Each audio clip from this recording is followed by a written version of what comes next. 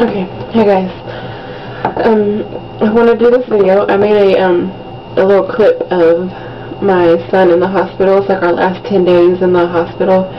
So please excuse how I look. I'm beyond done crying. I'm just tired.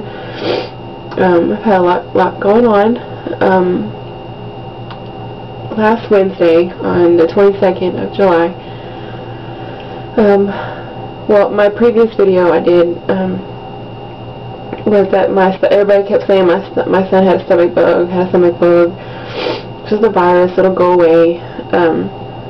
That just didn't sit right with me. I was just, it didn't click with me. So, that Wednesday, the week before that, he went to the pediatrician 3 times, because he kept throwing up. Then, went to the hospital on that Friday, and they said, oh, it's just a stomach virus, it'll go through, it'll run its course. Then, Wednesday, me and my husband, we're like, we're going to go ahead and go before he went to work, just to, if they needed to put him on any kind of medicines or do some tests, really. So we went to the hospital. They, went to the emergency room, and they said that, this is the second time you brought him back for the same thing. Maybe we need to do some tests, because his stomach was like really, really big. So they did a test. They did a blood test, and they said, well, first they did a blood test that took an hour or whatever, and they took an X-ray of his belly, because it looked really, really big. And they said that, well, there's a lot of poop in his intestines, so he's backed up. That's why he's throwing up. Like, okay. They did kind of like an enema to try to make him poop, and that didn't work. So they after the blood test came back, they said, okay, we need to talk. Let's do another test and see what's going on. So, they, like, 6 doctors came in at once, scared the hell out of me and my husband, and said, we think your son, has leukemia. We're like, oh, I mean, I've heard of leukemia before, but I really didn't really know what it was. Excuse me, I'm in my bathroom, because my son's in the other room sleeping. So, we're like, okay, and which that explained to us that cancer of the blood, and I lost it. I'm like, what just happened? Like, where did this come from? Like, it's still not real to me. But they did another test, just to double check, make sure it wasn't a false test, and his white blood cell count should be around 5,000. That's what mine and yours should be, 5,000, and his was at 1.5 million. So it was like fatally high.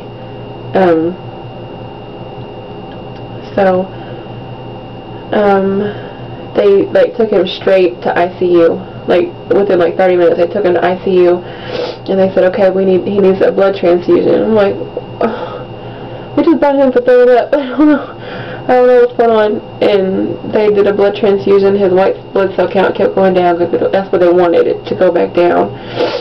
And then the following day, he started his chemotherapy. And then we got the definite, it's leukemia. It looks so bad. So 10 days we were in the hospital.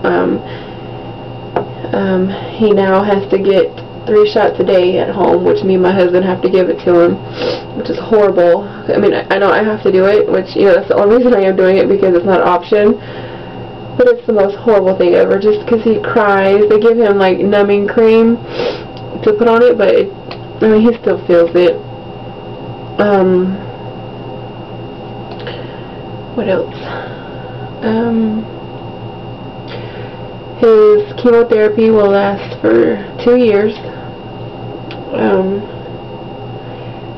Daycare is not an option. That's, I mean, this is what the doctor says. Daycare is not an option. He can't be around potted plants, fresh flowers, because I guess some kind of bacteria that's in them. Because he's at very, very, very high risk of infection, because he has absolutely no immune system right now, because he has no white blood cells, which that's what fights off the infection. So they plan on us being in and out of the hospital quite often. But, you know, I mean, what do you do? You know, I mean, I would do absolutely anything for him. I wish I could take his place so he wouldn't even have to go through this, because it's heartbreaking. I mean, he had to go through 2 spinal taps since we've been there, which they take spinal fluid out of your spine and put chemotherapy back in, and they test the fluid that they take out, of course, and they keep an eye on his, like, when they go to see him, his testicles, because in boys, that's where leukemia cells like to hide. And then also his spleen and his liver is enlarged. So I just feel so horrible for him. I'm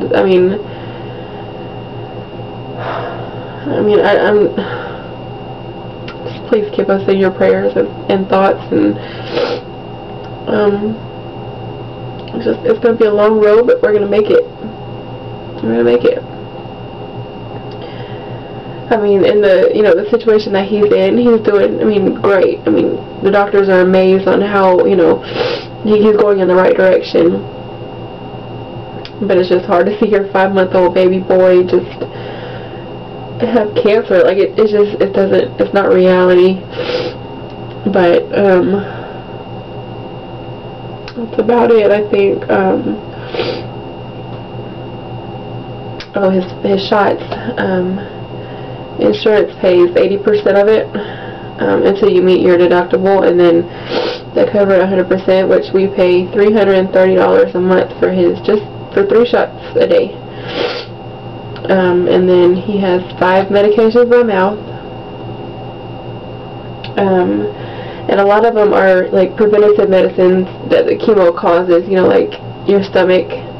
He takes Zantac for his stomach. He has prednisone, which is a steroid, which helps him.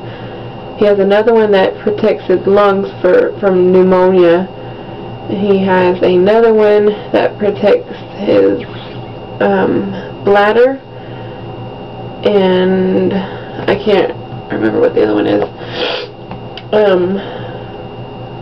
But there's so much. I think that's about it for right now. If y'all have any questions or anything, you want to know anything, just let me know. Also, I encourage anyone that can to give blood, because whoever donated that blood saved my baby's life that night. And I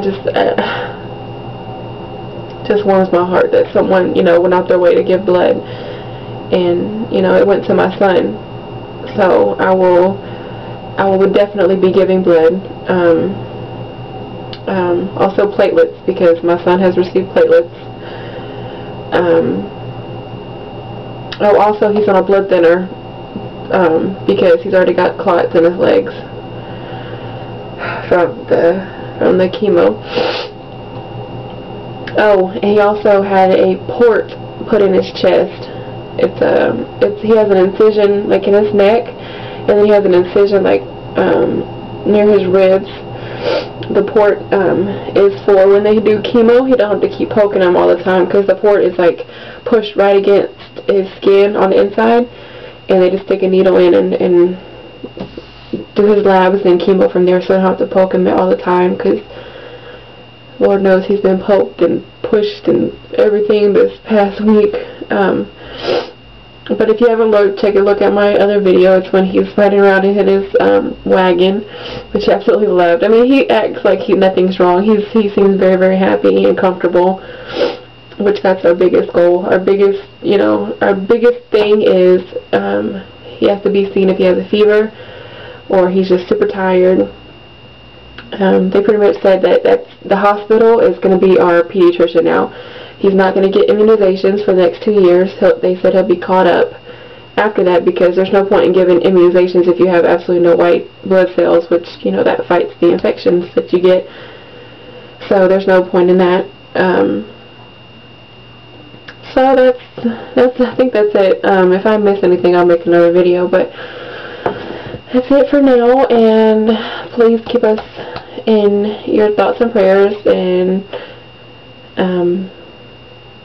Braylon, he's gonna fight this through, I know it, and that's it. Alright guys, thanks.